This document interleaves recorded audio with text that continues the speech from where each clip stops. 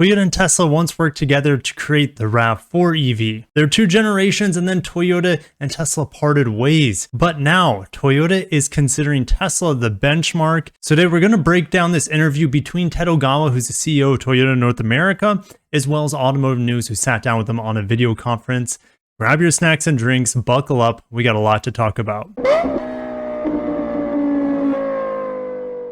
Over Automotive News, Toyota North America CEO Ted Ogawa manages expansion amid production challenges. Ted has only been in this position for 3 years, but man, he was thrown into the gauntlet because essentially right when he got in, COVID was right around the corner. So Automotive News asks, do you see an overall quickening of the product cadence going forward for Toyota and Lexus? Well, Toyota's been pretty good as of late. I would say since 2016 or so, it's been getting better for the brand ever since kind of the integration of their new Toyota next generation architecture or TNGA platforms. Lexus, on the other hand, has been a little bit slower, as we know. But for Ted, is the product cadence quick enough? He says it depends on the product. However, the product cadence is not just a body style, a refresh, or a redesign. He says we need to update more quickly than that. In this sense, multimedia is a good example. That should update more quickly, like a cell phone. And they have just updated a lot of their new vehicles. You look at the Lexus NX, LX, you look at the Tundra, as well as the new Highlander coming out for the 2023 model. They all have the new Toyota and Lexus interface, quantum leap in terms of their navigation and interface system before. Wireless Android Auto, wireless Apple CarPlay, and it is capable finally of over-the-air updates. And I know the Tundra has had at least one big update on its infotainment system, the Toyota interface, since it was introduced. But the product cadence definition is going to be changed on the vehicle itself. But product cadence is not limited to refreshes, redesigns. He says also powertrain. But if you look at the 2023 Highlander, holy cow, they didn't even change anything about the exterior design. They just changed the powertrain and updated the infotainment. And really, that's all that they really need to do. Those are the most important things people are looking for, as well as safety. But get this, in this sense, we are now benchmarking Tesla. No body style change, which means cheaper to produce, as well as it's also in theory cheaper to insure because you're not changing parts all the time, different bumpers, different headlights, etc. Does that surprise you that Toyota is benchmarking Tesla, especially when it comes to product recycles? Whatever your stance on Tesla, there's no doubt they're doing something right when it comes to software, autonomous driving in some cases, propulsion, battery efficiency, etc. The next few questions talk about supply and demand, product shortages, supply chain disruptions a little bit. But let's get back into something that I feel is pretty entertaining. Where do you think Lexus stands compared to where it was 3 years ago when Ted Ogawa took that position? He says in the past, Lexus had a hard time about products cadence, and I can't agree more. When I was selling for Lexus, it was a time capsule. You see all the competitors updating, speeding past you in terms of new designs, new technology, and good old Lexus, reliable and built well, just wasn't able to keep up. He was saying some years Lexus would have 2 new models. Then the next year, there would be absolutely nothing. In the past 2 years and moving forward, Lexus will have a great product cadence. 2 or 3 new models per year and special editions.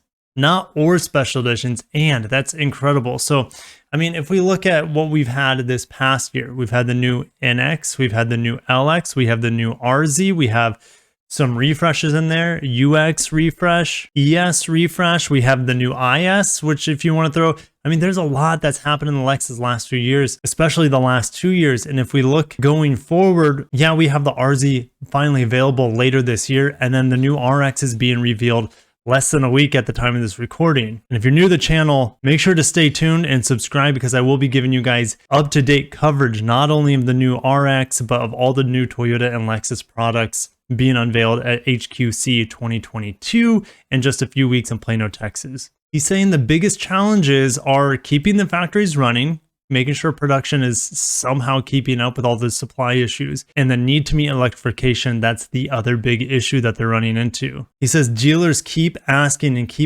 for more battery electric vehicles. He says they're building their portfolio out for 2025 to 2030 to have a longer look in the future. And by 2030, all new Lexus models introduced at that point will be fully battery electric. In terms of segments that Ted would like to get the brand back into, he says they need a key BEV in each segment, Lexus especially. We know the sports battery electric vehicle, that's kind of like the full electric successor of the LFA that they teased 0 to 60 around 2 seconds.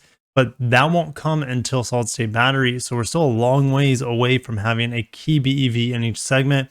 Lexus starting with the crossover, a midsize crossover, just like Toyota based on the ET&J platform. But Lexus and Toyota will have multiple EV platforms. They're starting with the ET&GA, but they know that is not scalable enough to offer all the products, especially the performance products that they want to offer with the battery electric vehicles. So Lexus is getting the priority to have a full lineup of BEVs, then Toyota will get the nod next. This is very interesting. Our traditional product life cycle is still appropriate. Again, he says it depends, and earlier he said it depends on the product as well. He said last Tundra took 15 to 16 years to redesign, but he says new refreshes and updates are no longer going to be necessarily platform updates or body design changes. He keys down on we need more competitive powertrains. So updates and redesigns are not only about body design. And I was one of those people that was wishing Toyota had a small Ford Maverick, Hyundai Santa Cruz sort of competitor. They're not going to do it because Ted pretty much says it's a good idea, but we're not focused on that. Latin America, for example, has this type of product already. And I think he's referring to the Hilux. So the Hilux isn't that much smaller than the Tacoma.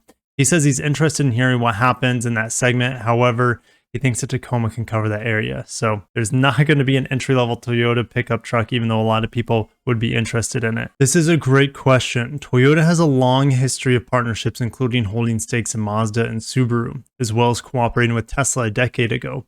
Are these arrangements important? Ted says, as we mentioned, Mazda and Toyota both have shareholder holdings essentially, so in this sense, it is a typical variation. And then we have a joint venture assembly plant in Alabama, referring to where they build the new Mazda CX-50 that I've sitting in my driveway, as well as the Corolla Cross. And he says, of course, joint projects with Subaru as well. Well, we know of the GR86 and BRZ and the Solterra and the BZ4X.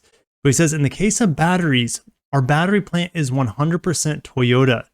There are many supports from Panasonic as well. So they're not going to be giving these batteries that they build in North Carolina, from the sounds of it, to Subaru, to Mazda. Even though Mazda CX-50 will be using Toyota hybrid technology, we don't know exactly which hybrid. I'm assuming it's a 2.5 liter A25A FXS setup. Next few questions talks about lobbying and supporting certain politicians. Not going to get into that for obvious reasons. In terms of dealer inventory, what is the new normal going to be? Well, they used to have a product supply of 45 to 50 days. Now it's less than 5 days. Something between the two is probably right. He's thinking 30 days or less is going to be the normal once things get back to normal.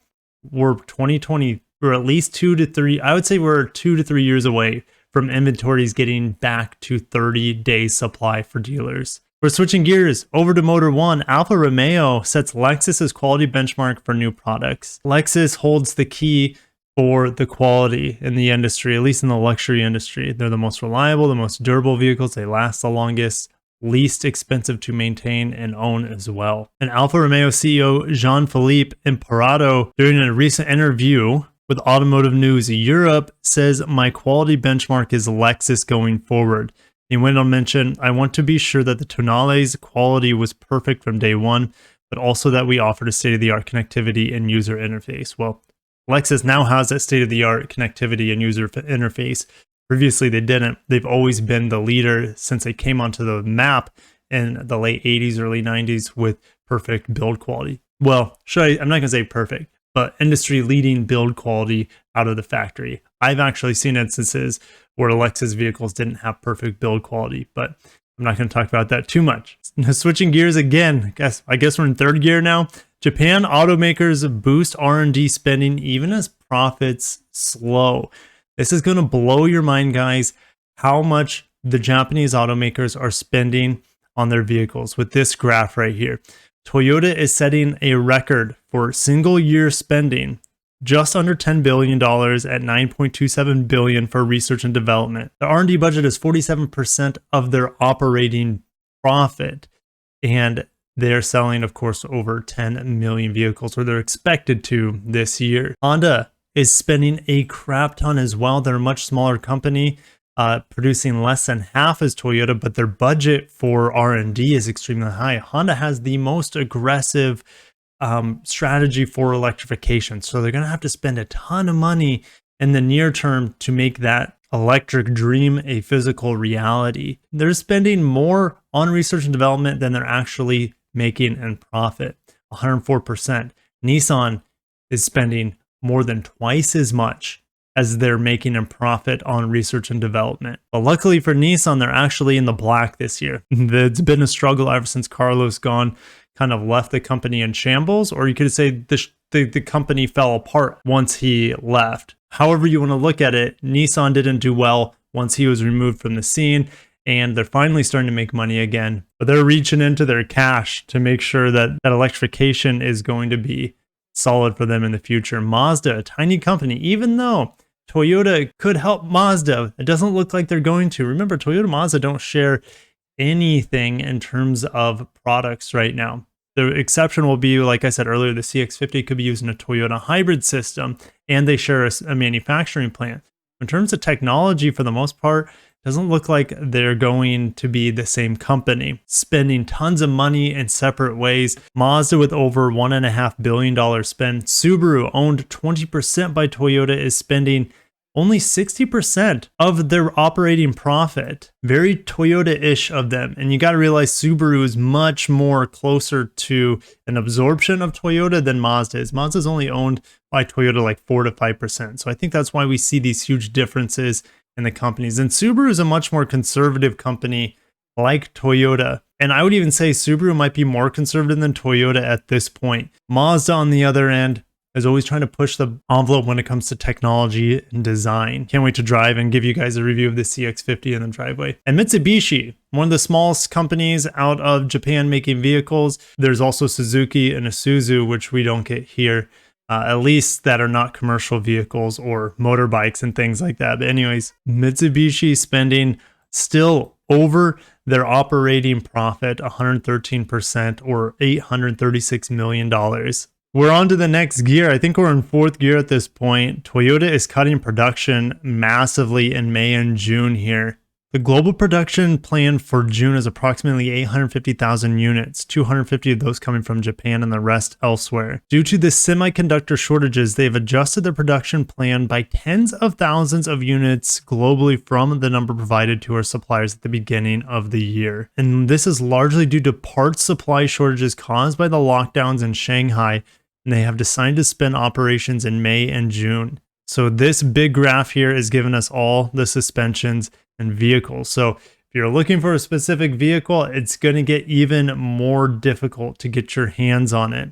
The Crown, well, we don't get the Crown yet here in America, so that doesn't affect us. We also don't get these, the Noah or Voxy. We get the Mirai, but that's not going to hurt anyone's feelings if the production volume is low. But the BZ4X, guys, BZ4X production is already being affected. Makes me sick. GR Yaris production affected. Probably gonna maybe even sent back the GR Corolla if this continues. Lexus LC, man, LC convertible, one of my favorite cars of all time. Toyota Century, the legendary Toyota Century, kind of like the executive limousine sort of vehicle, being affected as well. And those were all out of the Motomachi plant. Takuoka plant is next. The Corolla, Corolla Touring, and Corolla Cross. Here's the good news.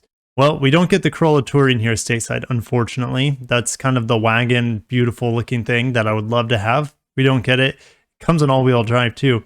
We do have the Corolla Cross that's made here stateside, and so is the Corolla. So the Corolla Cross is made at that plant we talked about earlier in Alabama with Mazda, and then the Corolla is made here in Mississippi. So those shouldn't have any production issues, at least yet, because we're still at the Japanese plants. The Susumi plant, they also make the Corolla Prius and Prius Prime there. That sucks because we need like affordable fuel efficient cars, and now they're going to be even harder to get. Tahara plant, where they make the trucks and a lot of Lexus vehicles. Land Cruiser Prado, which is also the same thing as the Lexus GX. So that kind of sucks, as well as the 4Runner. Also sucks. Lexus LS, IS, RC, RCF, and NX all being affected. Luckily, the NX is produced also in Canada now, so that's not going to, in theory, hurt us too much. We haven't gone over all the plants. The Miata plant, more NX models, NX, NX 450H Plus, CT, yes, they still make the CT. I don't understand. I think Japan is this is the last year for the CT, and I'm pretty sure it's only available in Japan at this point. Lexus UX, which the refreshed UX is only hybrid at this point here in America. I'm sure Europe still gets like 200 front wheel drive model, and the UX fully electric vehicle that we don't get here is affected. Also, the ES and RX at that Miata plant are affected as well. And it won't be until the end of 2023, I think, that the ES production goes back to Japan. It'll probably be for a new generation. I would suspect that point, maybe for 2024. It'd be kind of early because the new model came out in 2019, 2020, 2021, 2022, 2023, 2024. Maybe, yeah, it might be a year early for redesign. They don't really need to redesign the vehicles. We found out earlier in the video, they might update the power system. So they might put that Toyota Crown up, or rumored power system in there. It's also going to be on the RX 500h F Sport Performance model. Again, rumors, but more than likely turbocharged hybrid system with a bipolar nickel metal hydride battery. Aqua CHR, we still get the CHR, but the volume's been completely minimized now that the Corolla Cross is in our market. And that's over at the Iwate plant, at the Miyagi Ohira plant, Yaris Cross, Sienta. Okay, so these are all vehicles we don't get. Fujimatsu plant, Land Cruiser 70, wish we got it, we don't get it. Noah and Voxy, don't get those either, like we mentioned earlier. Inabe plant, iAce, I wish we got these vans, but we have one van here, and that's the Sienna, but we don't get the Hi-S, Grand Ice, Alfa, or Bellfire, or Lexus LM. Yoshiwara plant, that's a Lexus LX. Yeah, we get that. It's going to be harder to get now. Lexus Land Cruiser 300, they've already had massive back orders for those vehicles. In the United States, the LX is probably the easiest place in the world to get a new Land Cruiser 300 based vehicle. Everywhere else, there's at least a year or two. In Japan's case, a 4-year wait list for those vehicles. So we're very lucky here in the United States to have such availability for them. Land Cruiser 70 also at the Yoshiwara plant being affected. Over at Toyota Industries Corporation, RAV4 being affected, and also more RAV4 models on the different production lines. The good news is I don't see any production disruptions from the vehicles here in North America, or should I say the plants here in North America. We still get a ton of these models, especially the plug-in hybrids and Lexus models that we detailed. But for the most part, this shouldn't affect our market here in North America as badly as it will affect Asia and Europe. In fifth gear, we're finally in fifth gear. This video is going on really long, but there's just so much industry news I want to talk about. We're going to talk about relationships with suppliers. We're back at automotive news. Toyota and Honda have the best relationships with suppliers, and no one's been able to even come close really since 2013, when things, especially the Japanese automakers, were a little bit dicey. I think that wasn't that long after tsunami, as well as the plant melting down, the nuclear plant. GM though is having a good run with their suppliers lately. We look at Ford, their supplier relationship is falling. Nissan is rising, and that's expected. I expect this to keep going up year after year to get maybe close to where General Motors is. I don't know if they're ever going to get close to where Toyota and Honda are, but anything's possible.